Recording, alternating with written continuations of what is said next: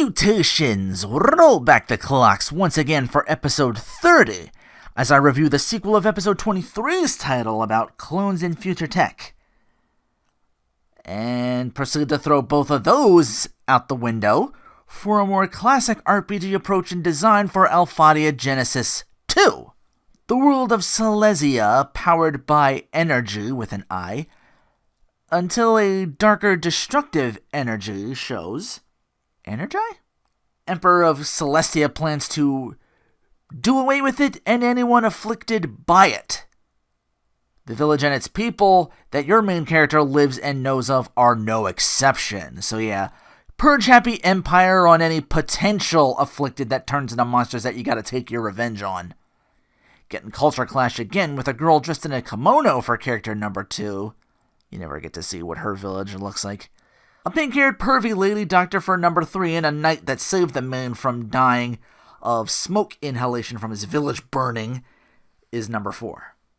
They do away with the map screen in the corner to give you, for easy and normal difficulties, these blue sparkles that move along the path that is supposed to point you from the start of the dungeon to the end, so it's like you don't get lost in that regard. But it's very basic long corridors to just walk through. Sometimes you'll be able to veer off to a side area and like, ooh, a treasure chest. But there's only 99 in the whole game?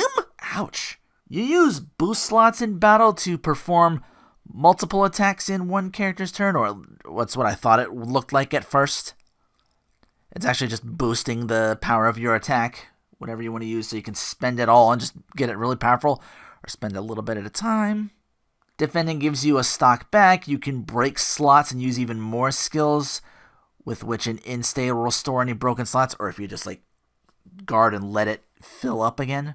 You do take a bit of a disadvantage to this because it has to fill up. Usually defense, you get like on your turn, you'll get like one of your 5 slots lit, and if you defend, you get another one. If it's broke, it has to stay there and then get fully heal up on your turn only. Defending does not fix that. The points are even scarcer in this one, but come by differently. You do well enough in fights to gain A ranks or higher, you'll get 3 for each A rank you get. It was really strict, and there's this trophy for getting an S rank, which you'll have to venture out of easy difficulty to get a chance at. There's 4 different classes that each character can equip, but they're the same 4 classes for all 4 characters. Max them out and you'll unlock a 5th.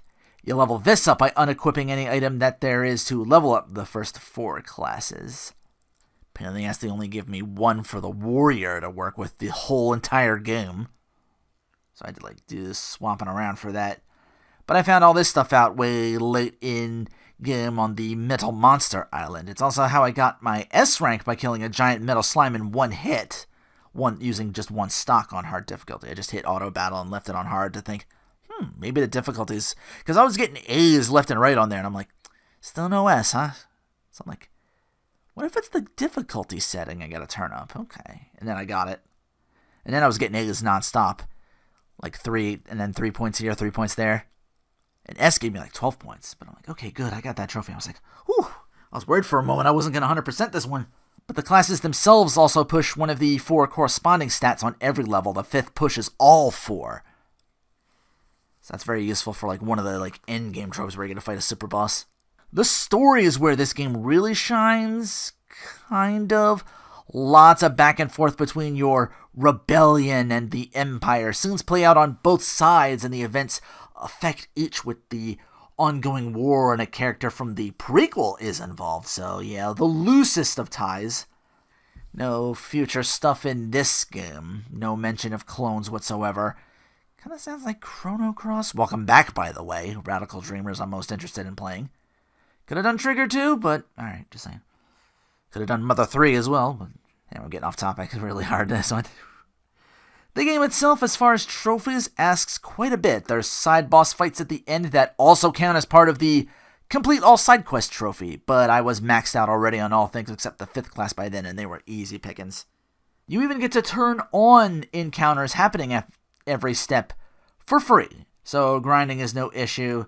Keep items at the ready. Bosses, even on easy, can take a number on you. They can take a member down low or out completely. Platinuming requires that what I said, and maybe for the toughest trophy, another helpful link I can provide in the description. Special thanks to Nick Silver for how to beat the Super Boss. A real cheap way of doing that. Overall, the game felt flatter than the first one in gameplay. It's like getting a well-cooked chicken, or at least a well-cooked chicken that looks that way on the outside, say. I think I'm going to sit you below the prequel in 22nd place.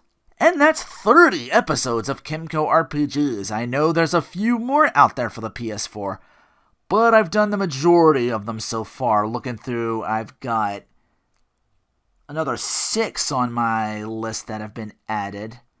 7 counting one I've missed. And then there's the 2 1999 ones that are super long, 8 and 9. I don't own most of those, waiting for a sale. The latest one dropped Thursday and has that 10% off thing if you're a Plus member. So it's like $13.49 instead of $14.99. When they go on sale at some point, it's usually half off, so I will wait until then. So that's going to do for catching up with Kemco. I have other games in mind to play fully and review. But again, there's the few that'll take longer still, like Meridian Tavern Story. Got to get back on that. There's a game that slipped my notice, and I found out is a sequel to an LP of mine. Keeping that to myself. But here is the full top 30 list of games so far, spanning over a literal decade. The earliest one I played was Bonds of the Skies. That was an iOS, Android, and Vita release back in 2011. The latest one, Chroma Quaternion of late 2021. But yeah, 30 games, 30 platinums. Most of them easy enough. Some do require a little bit of research and looking up on your part. A lot of time spent on RPG Insanity. Again, you can't thank that site enough for... Because at least, if they're not going to do a walkthrough, they'll at least list all the sub-quests or side quests you can do in the game, where they're at and what you got to do, and list them all. It's like, okay, now I know where it's here, blah, blah, blah, get all that done, trophy. Still covering games, but it'll be a while before catching up with Kemco returns. But, in any case, take care, and thanks for watching.